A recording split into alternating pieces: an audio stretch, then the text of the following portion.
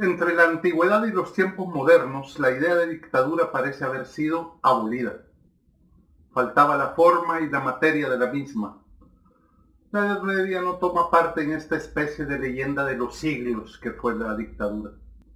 Está de más decir que no compartimos esa visión hollywoodesca tan en boga en ambientes que presumen de académicos, que presentan a la mal llamada Edad Media, la era de la cristiandad en realidad, como una era de oscuridad y retroceso. La verdad es que fue todo lo contrario, pero por cuestiones de tema y de tiempo nos abstendremos por el momento de profundizar en eso. Lo que nos compete por el momento es preguntarnos, ¿por qué no hubo dictaduras en la Edad Media? En primer lugar, porque el sistema feudal se basaba en un conjunto de derechos y deberes regulados de tal manera que no había espacio para los usurpadores. Por otro lado, la jerarquía orgánica de autoridades legítimas prescindió del uso de poderes extraordinarios e ilegítimos, empapada como estaba de la fe cristiana y de un pragmatismo anclado profundamente en lo mejor de la herencia grecorromana. Observamos además que Italia, donde el feudalismo nunca reinó excepto de manera muy imperfecta, fue la primera en la tumultuosa vida de sus ciudades que revivió la imagen del tirano ya entrado el Renacimiento. Pero de pronto surge un caso que merece toda nuestra reflexión. ¿Dónde aparece el primer dictador del tipo contemporáneo?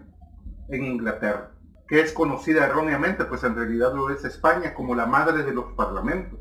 El país que adoptó para sí mismo y por imitación difundió entre otros el sistema de asambleas en su forma plutocrática.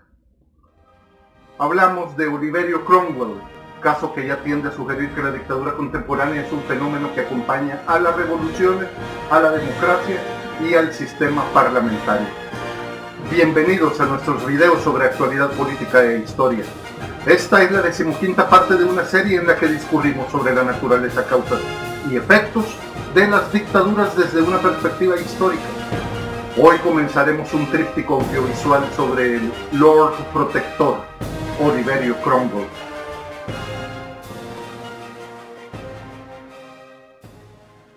Adentrada y culminada la Reforma, que entre otros muchos efectos negativos había quebrado para siempre la unidad de la cristiandad en el siglo XVII en Inglaterra, la dinastía Estuardo había querido copiar la deriva absolutista de la monarquía francesa, pero Carlos I no era Luis XIII, Buckingham no era Richelieu, y los ingleses no eran los franceses. El rey inglés y sus favoritos, además de grandes cualidades de nobleza, generosidad y verdadero amor por el país, mostraron un gusto por el esplendor, los modales brillantes y caballerescos, que debido a que necesitaban mucho dinero para apoyarlos, irritó a los comerciantes ingleses que se habían convertido después de haber saqueado los bienes de la Iglesia Católica en el elemento más rico y poderoso de la nación. A esta causa de desacuerdo entre el rey y los burgueses se le agregó una causa religiosa. La religión del Estado era la alta iglesia anglicana, completamente protestantizada en su fondo, pero muy cercana en sus formas exteriores al catolicismo, para no contrariar demasiado al pueblo común. Pero los mercaderes de la ciudad, quienes la fortuna desarrolló al mismo tiempo el gusto por la independencia y por el dinero, la encontraron detestable debido a los resabios del principio de autoridad que un siglo de protestantismo no había podido aniquilar del todo. La razón confesada no fue esa, sino la corrupción romana y el papismo, de los que los puritanos se quejaban dando muestras de no muy sincera indignación. Sin embargo, su corrupción era más culpable. El pecado de la codicia era más grave que el de la prodigalidad, incluso en los términos de la Biblia, aunque nada les impidió invocar al Señor mientras se enriquecían a costa de los más débiles.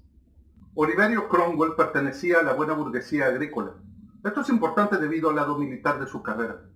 Nacido en Huntington el 25 de abril de 1599, llevó la vida de un noble, y si se convirtió en cabecilla de una banda fue porque naturalmente tenía el genio militar de un jefe del ejército. Si Cromwell hubiera nacido en la ciudad con el gusto o la tradición del comercio, es probable que al rey Carlos I no le hubieran cortado la cabeza. Se ha dicho que el protector, así se le llegó a conocer, había sido en su juventud un libertino. Incluso si fuera cierto, sería de muy poco interés. En cambio, debemos poner nuestra atención en sus herencias galesas y celtas, que explican en parte su extraño misticismo, su fanatismo, su gusto por la predicación, su aparente preocupación por la salvación de las almas, su carácter más apasionado que razonable.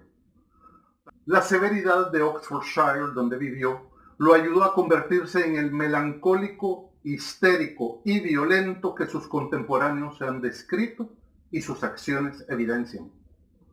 Oliver Cromwell comenzó en la vida pública en 1628 como diputado por Cambridge en los Comunes. Estuvo ahí solo 3 meses. Cuando el Parlamento se disolvió, Cromwell volvió apaciblemente a su casa. Se instaló en St. Ives con su familia. Se ocupó de la cría y también de la organización de sermones puritanos para luchar contra la influencia católica de la reina y contra el creciente poder de la alta iglesia, que para los fanáticos como Cromwell no era lo suficientemente anticatólica. En abril de 1640, el rey, que necesitaba recursos y solo podía obtenerlos con el consentimiento del Parlamento, lo convocó nuevamente después de una interrupción de 11 años. Cromwell llegó de nuevo como representante de Cambridge. Desde las primeras sesiones estalló el conflicto entre el rey y los parlamentarios. La desconfianza de ellos, el desprecio soberano que mostraba el rey, hicieron imposible toda comprensión. El 5 de mayo, Carlos convocó a los comunes a la Cámara de los Lores y en términos irritados y desdeñosos pronunció la disolución del Parlamento llamado Corto. Esta asamblea había tenido solo 3 semanas de vigencia. Una vez más, Oliver volvió a casa. En noviembre, nueva convocatoria de comunes. Cromwell hace el viaje a Londres. Tiene 40 años y todavía es bastante desconocido. De hecho, uno de sus colegas, Sir Philip Warwick, le ha dejado un retrato poco halagüeño. Él habló, dice Sir Philip, con ferviente elocuencia. Los motivos de su discurso no eran razonables. Debo confesar que la atención con la que se le escuchó disminuyó enormemente mi reverencia por esta gran asamblea. Todavía Cromwell, como la mayoría de los dictadores, no había mostrado su verdadera cara. De esta hablaremos en el siguiente capítulo.